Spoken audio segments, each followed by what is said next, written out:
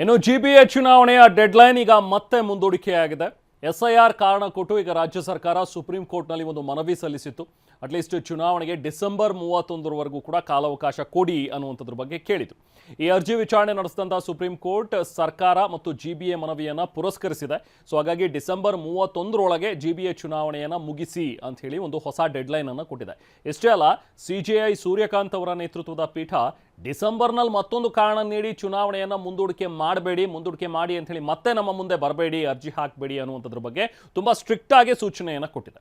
ಇದಕ್ಕೆ ಪ್ರತಿಕ್ರಿಯಿಸಿದಂಥ ಹಿರಿಯ ವಕೀಲ ಕಪಿಲ್ ಸಿಬಲ್ ಅವರು ಅಂಥ ಸಂದರ್ಭ ಏನಾದರೂ ಬಂದರೆ ನಾವು ಸರ್ಕಾರದ ಪರ ಹಾಜರಾಗೋದೇ ಇಲ್ಲ ಅಂತಲೂ ಕೂಡ ಹೇಳ್ಬಿಟ್ಟಿದ್ದಾರೆ. ಅಂದರೆ ಕಪಿಲ್ ಸಿಬಲ್ ಈಗ ಮತ್ತೆ ನಾವು ಬಂದು ಡೆಡ್ಲೈನನ್ನು ಕೇಳೋದಿಲ್ಲ, ವಿಸ್ತರಣೆಗೆ ಕೇಳೋದೇ ಇಲ್ಲ, ಹಾಗೇನಾದರೂ ಸಿಚುವೇಶನ್ ಬಂದರೆ ನಾನಂತೂ ಸರ್ಕಾರದ ಪರ ವಕಾಲತ್ ಮಾಡೋದೇ ಇಲ್ಲ ಅನ್ನುವಂಥದ್ದನ್ನು ಕೂಡ ಕಪಿಲ್ ಸಿಬಲ್ ಅವರು ಹೇಳಿದ್ದಾರೆ.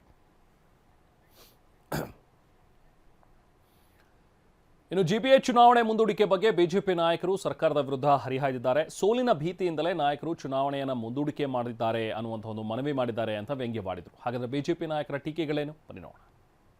ಬೆಂಗಳೂರು ಮಹಾನಗರ ಪಾಲಿಕೆಯನ್ನ ಗ್ರೇಟರ್ ಬ್ಯಾಂಗ್ಳೂರ್ ಅಥಾರಿಟಿ ಅಂತೇಳಿ 5 ಭಾಗವಾಗಿ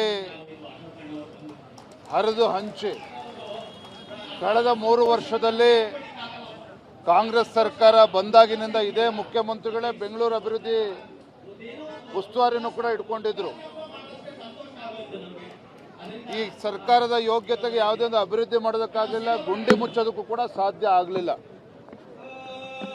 ಇಂಥ ವಾತಾವರಣದಲ್ಲಿ ಜಿಬಿಎ ಚುನಾವಣೆಯನ್ನು ನಡೆಸಿದ್ರೆ ಎಲ್ಲ 5 ಜಿಬಿನಲ್ಲಿ ಭಾರತೀಯ ಜನತಾ ಪಾರ್ಟಿ ಅಧಿಕಾರಕ್ಕೆ ಬರ್ತದೆ ಅನ್ನುವ ಭಯದಿಂದ ಇವತ್ತು ಸುಪ್ರೀಂ ಕೋರ್ಟ್ನಲ್ಲಿ ಅರ್ಜಿಯನ್ನ ಚುನಾವಣಾ ಆಯೋಗದ ಮುಖೇನ ಸಲ್ಲಿಸಿ ಒಂದು ರೀತಿ ಕಪಟ ನಾಟಕವನ್ನ ಕಾಂಗ್ರೆಸ್ ಸರ್ಕಾರ ನಡೆಸ್ತಾ ಇದೆ. ಸುಪ್ರೀಂ ಕೋರ್ಟ್ ಕೂಡ ಡಿಸೆಂಬರ್ ತನಕ ಟೈಮ್ ಕೊಟ್ಟಿರ್ತಕ್ಕಂಥದ್ದು ಎಲ್ಲ ಒಂದು ಕಡೆ ರಾಜ್ಯ ಸರ್ಕಾರದ ಷಡ್ಯಂತ್ರ ಕುತಂತ್ರವೇ ಇದರಿಂದ ಇರುವಂಥದ್ದು. ಯಾಕೆ ರಾಜ್ಯ ಸರ್ಕಾರಕ್ಕೆ ಜಿಬಿಎ ಚುನಾವಣೆ ನಡೆಸಬೇಕು ಅಂತೇಳಿ ಯಾವತ್ತೂ ಕೂಡ ಮನಸ್ಸಿರಲಿಲ್ಲ. ಕಾಂಗ್ರೆಸ್ ಸರ್ಕಾರಕ್ಕೆ ಚುನಾವಣೆಯನ್ನು ಮಾಡುವಂಥ ಉದ್ದೇಶ ಪ್ರಾರಂಭದಲ್ಲೂ ಇಲ್ಲ. ಮೊದಲು ಇದ್ದಂಥ ಡಿಲಿಮಿಟೇಷನ್ನ ಈಗಾಗಲೇ ನಿಗದಿಯಾದಂಥ ವಾರ್ಡ್ಗಳನ್ನು ತಿರ್ಗಾ ಡಿಲಿಮಿಟೇಷನ್ ಮಾಡಿ ಹೊಸ ಪ್ರಸ್ತಾವನೆಯನ್ನು ಕೊಟ್ಟರು. ತದನಂತರ ಹೊಸ ಕಾಯ್ದೆಯನ್ನು ತಂದು ವಿಂಗಡಣೆಯನ್ನು ಮಾಡಿ ಅದನ್ನು ತಡ ಮಾಡಿದರು.